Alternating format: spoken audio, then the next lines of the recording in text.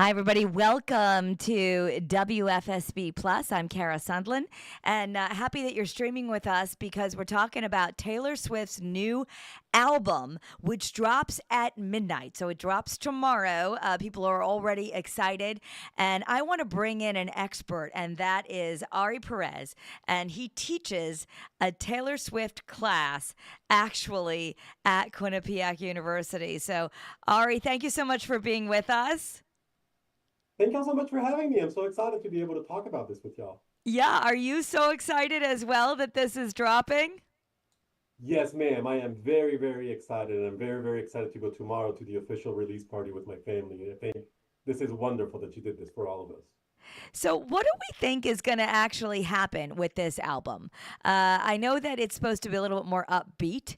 Um, it Mm. was, it was, it was actually recorded. I don't know how Taylor Swift has any time. She recorded it in her spare time while she was on the Eras tour, and I'm thinking, I watched one. I was lucky enough to go to one show. I mean, it's 3 hours of intense dancing. I would want to sit on a couch afterwards, but she apparently did a whole nother album in her spare time. Yeah, that's insane, especially because she also put out Tortured Poets Department while Eras was going on. So this is an era actually of insane productivity, I think, for Taylor.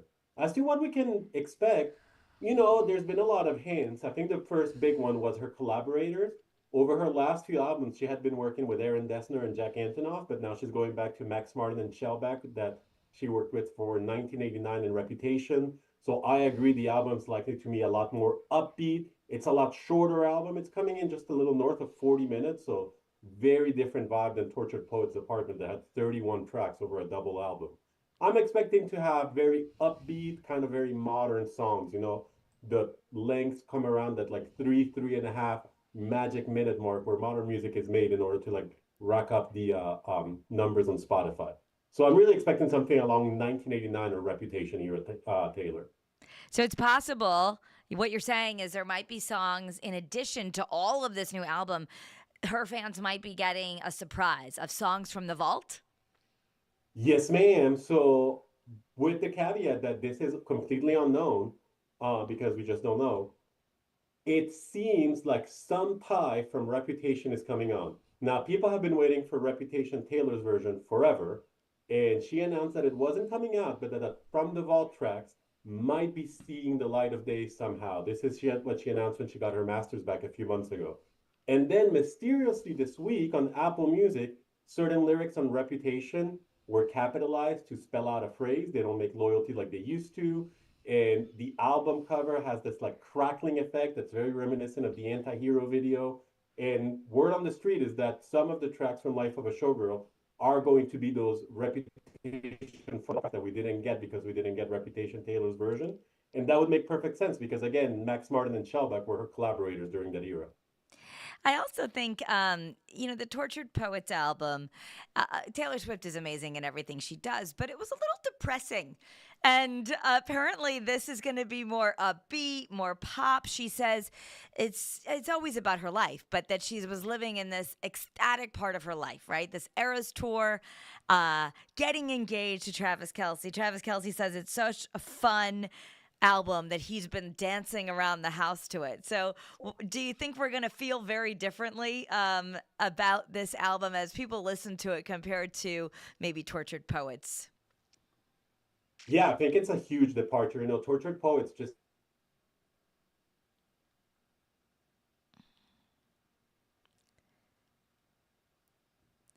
Ari, I think you might be frozen a little bit. I hope it's not on our end, but um, do you hear me and see me okay?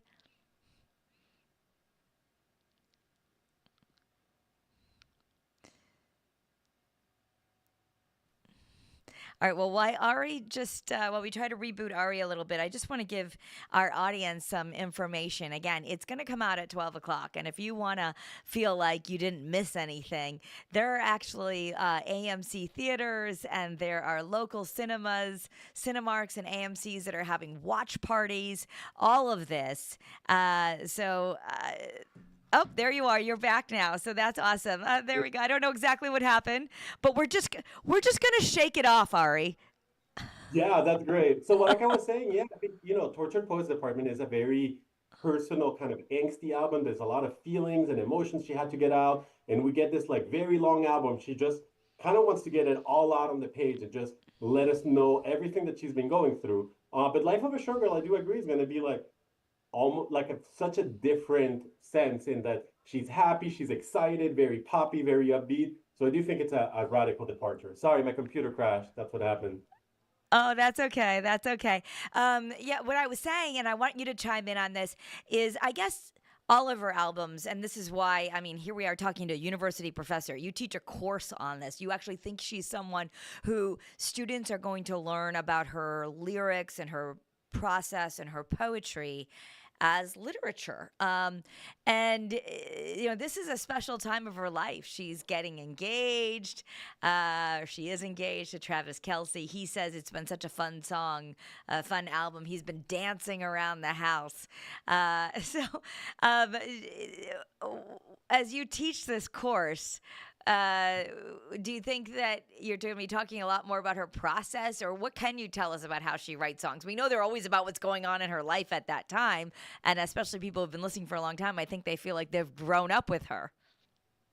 Yeah, no, definitely. I think her process is so interesting to study as part of like how creativity works, but also just the things that she is reacting to in society, in contemporary modern American society. I think a lot of that makes her way into her album. So going back to like the Reputation analogy, Reputation comes out in 2017 when America's like at a very tense moment politically, and there's a lot of stuff going on. And it is an album that for her, she's really putting it out there how she feels about the way the media's treated her, how she feels about, how people talk about her.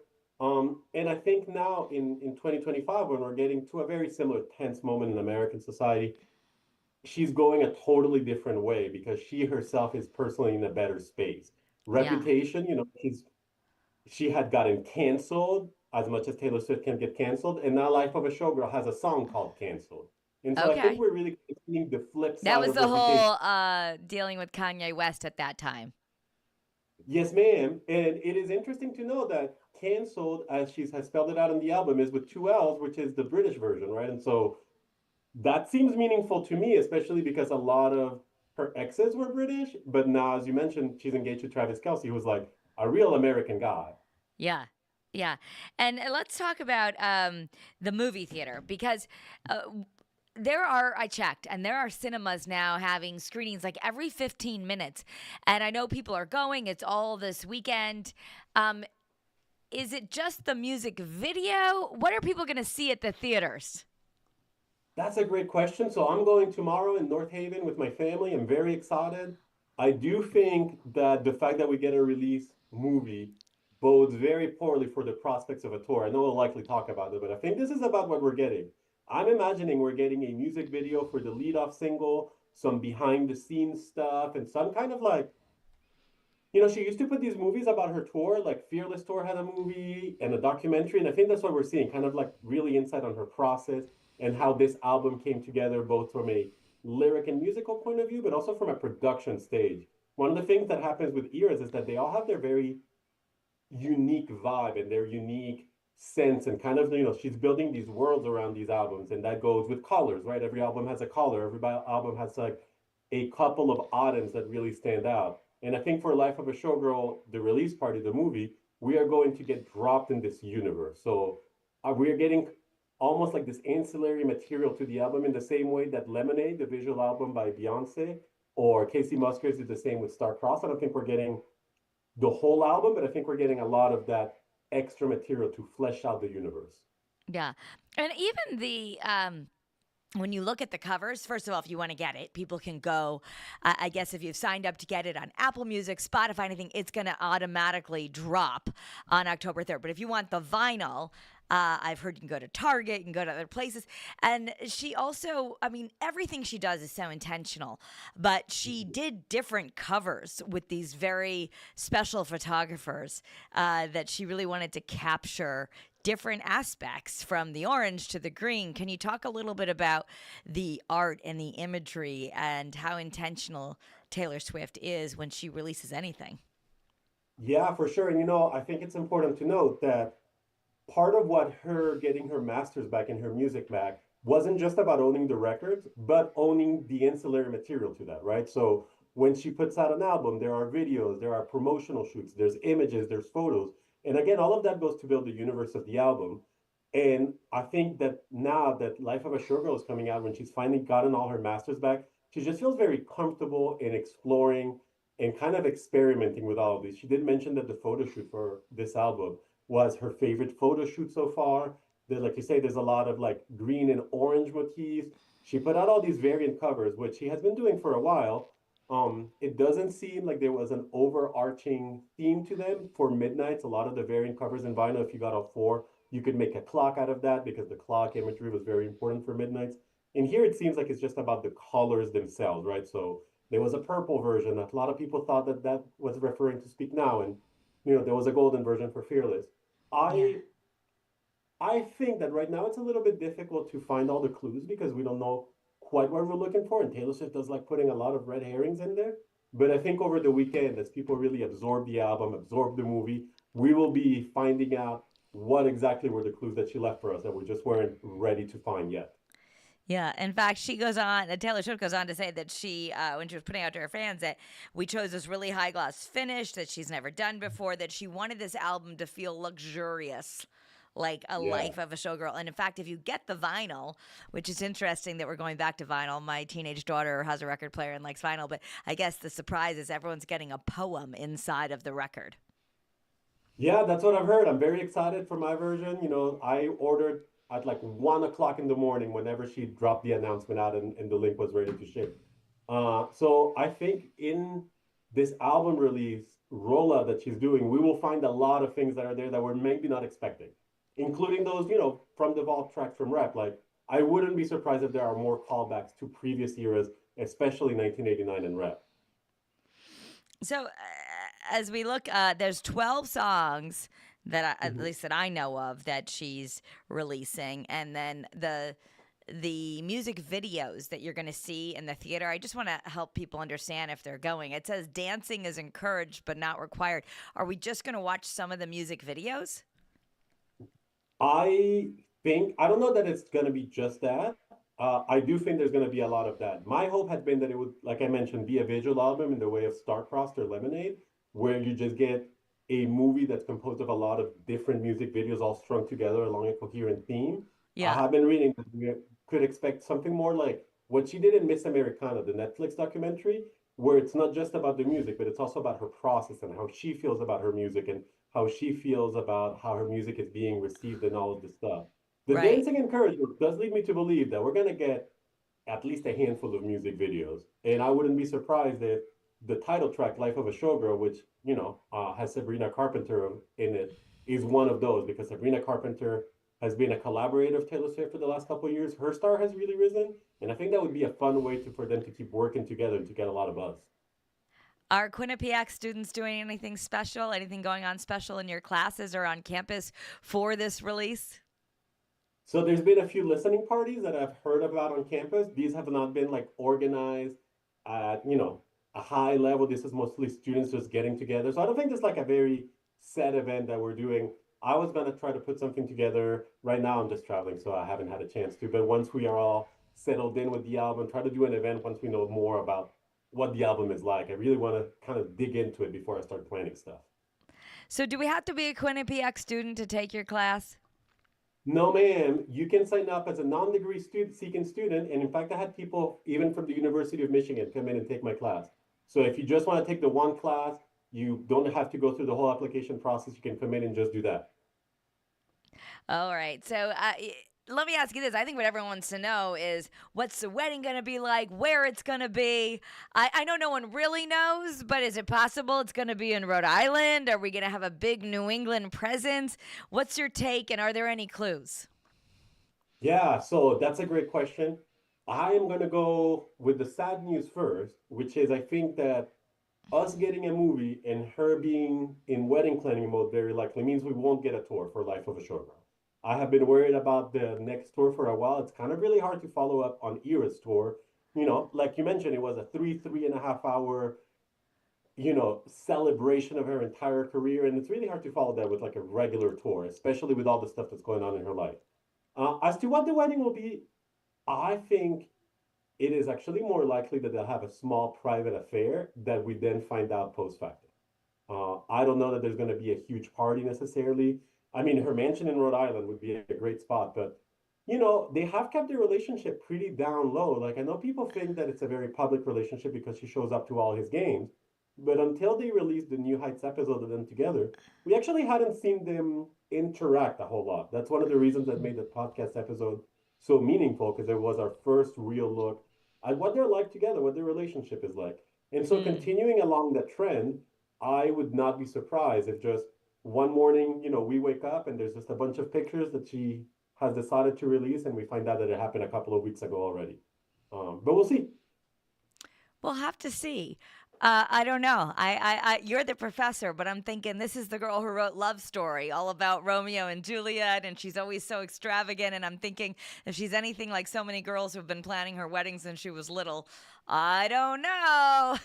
I know that her Yeah, mom no. is hugely important for her, so her mom and her dad are going to be a huge part of this.